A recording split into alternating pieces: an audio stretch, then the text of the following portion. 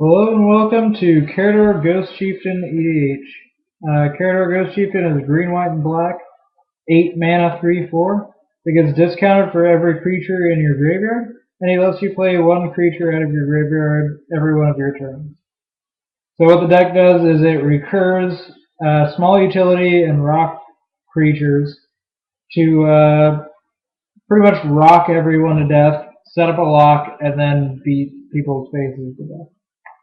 I'm not going to go through the basics or dual lands and fetch lands and stuff, because it's all based on personal preference, what you have in your deck, and how much money you have to put into your mana base. Just so you know, I have 8 basics, and I think it's 14 dual lands, something like that. So anyway, starting off with utility lands. High Market and Mira and the Moaning Well. They both do pretty much the same thing. They're sack outlets that help save our creatures from removal from the game and stuff. Boseiju, this will probably come up pretty soon because I'm not running Tooth and Nail. But it helps get removal spells or whatever we need past counters. Strip Mine blows up problem lands like Cabal Coffers. The Onslaught or whatever they are, cycle lands. Draw your cards, come back with Tilling Tree Folk. Kajukabog, this is kind of necessary in every black deck that me and my friends run because there's 3 graveyard-based decks that are running around, this one being one of them. Jury Step just kind of helps with instant speed land shooters to protect our guys. And 1 Karoo land. This is in here to reuse Bog. Also, instant speed land grabbers can find this to bounce important utility lands to my hand in the event that someone wants to strip mine them. Onto the other recursion. Karador is pretty cool, but he needs a little bit of help sometimes. So he has help from Safi. She helps make some of our rock stuff a little bit easier, like when we sack off Terraston to some random sack outlet. Instead of paying 8 mana to bring him back out, we've got Safi. She also combos with Revel Arc to infinitely pop them in and out of the graveyard. Eternal Witness gets us back whenever we want, obvious. Order White Clay, this combos with Fauna Shaman when they're both in the graveyard for Necrotic Ooze. It's really mana hungry, but it's pretty broken if you're allowed to do it.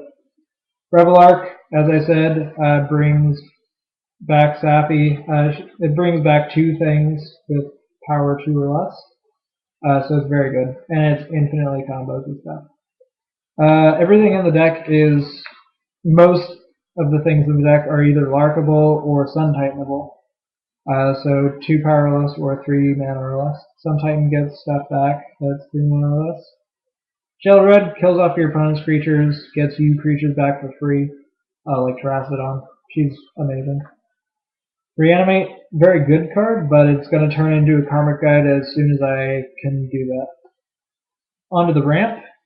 Most of our creatures have automatic sack abilities to do their effects to help make Karador cheap. This is an example of one. Sacker Tribe Elder, good for getting lands and getting in the graveyard. Gavin Elder, same thing. Sad Robot draws us a card when it dies, from blocking or sacking it, and it gets you land.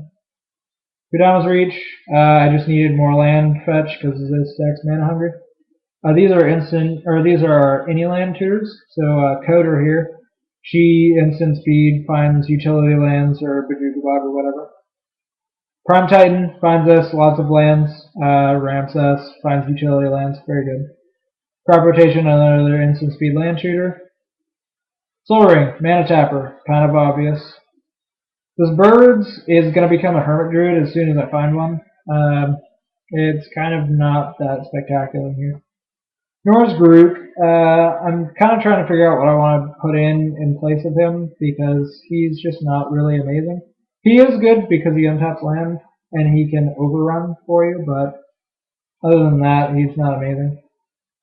Seaborn Muse, she lets you untap all of your lands and your creatures, and use all of that to do your mana hungry combos on other people's turns. Onto our draw and tutor, we have a Multani's Acolyte. He has Echo, so he's pretty cool. He draws you a card when he comes into play, and then he dies next turn. This guy, Mentor of the Meek, has the same exact condition as Revelar, so we already have that kind of set up, so he can make us draw off a lot of our cards, creatures. Grave One Muse, it's useful as a Phyrexian Arena on a stick. It's better in this deck, in this build, than Bloodgift Demon because it doesn't target you, and you'll see why in a bit. Skull Clamp, a lot of our things can die to it, so it helps a lot. Sylvan Library, I have this over top because top requires mana, and this deck is pretty mana hungry. So this helps with that, and it also can help you get past bad draws instead of just topping down for 17 turns. Greater Good, Sack Outlet, draws you lots of cards, gets you creatures in your graveyard. Amazing. Fauna Shaman, Survival on a Stick. She combos with Necrotic Ooze, like I said before. She's also just good on her own. Fills up your graveyard, gets creatures. Most of our creatures or spell effects are on creatures, kind of like an animal deck, so she helps. Fierce Empath finds us fatties, mostly just whatever you need at the moment that is over 6 mana. Demonic Tutor on a Stick, fairly cool, and he helps bring in the beats when you're going into aggro mode. Survival of the Fittest, all-star in this deck. You get to fill up your yard as much as you have green mana for, and so that's another reason why Seedborn Muse is good, because it lets you do that more. This Defense Heart is pretty cool just because it's a must-answer card, so that's one less removal spell that you have to worry about. And also, if they don't have a removal spell, you get to get 2 big things and destroy their face. Entomb, Vampiric Tutor without the life loss, very much. It's amazing. Demonic Tutor, obvious. Diabolic Intent, it's a demonic tutor that you have to sack a creature to. Not too much of a drawback. It actually helps. And finally, Buried Alive. It's pretty much like a 3 creature tutor in this deck. On to our answers. We've got Kasali Pride Mage, blows up an artifact or enchantment by sacking him. Awesome. The Sliver package combo, Necrotic Sliver gives them both a Vindicate ability. This gives them both an Aura Shards type ability. Bone Shredder, it's a terror on a stick that is larkable and titanable, so it's good. Big Game Hunter kills off big things, usually black things because Bone Shredder can't get them. This is to kill other people's graveyards. Like I said, tutorable grave bait needed. I also just don't want other people to have cool graveyards.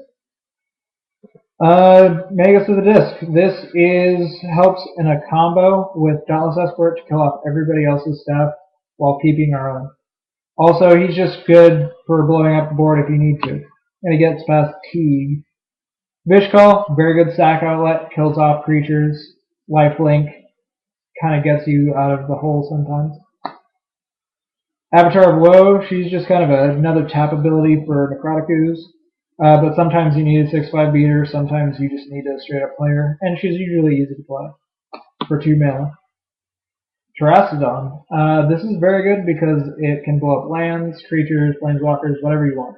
And the elephants that it gives people really don't matter at all. Oblivion Stone, it gets past Teague. It's a little bit expensive, but it's worth it, and it's a wipe spell. Aura Shards, we have a lot of creatures entering the battlefield, so this will usually be able to blow up other people's stuff, like their Jitties or Strangleholds or whatever. Just creature removal, Path, Swords, Beast Within. It's a instant speed Vindicate in mono green that gives them a beast, which is irrelevant. Putrefy, very good, nearly as good as Maelstrom Pulse and EDH. And Mortify, also nearly as good, just the other way around. Onto our kind of self-protection, we've got Spore Frog. This guy's an MVP. He shuts down every aggro strategy. Really helps out. kills off a lot of my friends' decks. Makes it to where they can't win at all. Mother Runes. She's just very good. She's another tap ability for Ooze. She protects our stuff. She helps. Gadok Teague. He protects us from other people's white spells, because most of them are going to be 4 mana or more, so they just can't play them. It also shuts down Gen Wave. It shuts down Martial Coups. It shuts down Stranglehold. Anything that you need it to shut down, it usually does. Phyrexian Revoker. This is usually revoking or pithing needling off Relic of Progenitus, just so that we don't have to deal with that little piece of nasty grave hate. But it can also be targeting, a Planeswalker or a top or whatever the heck you want to.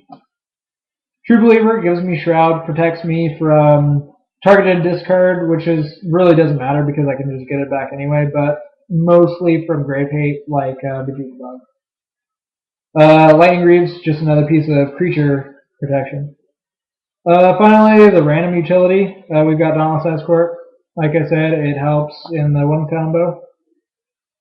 Tilling Tree Folk, this is going to turn into a Life from Loam as soon as I can get one.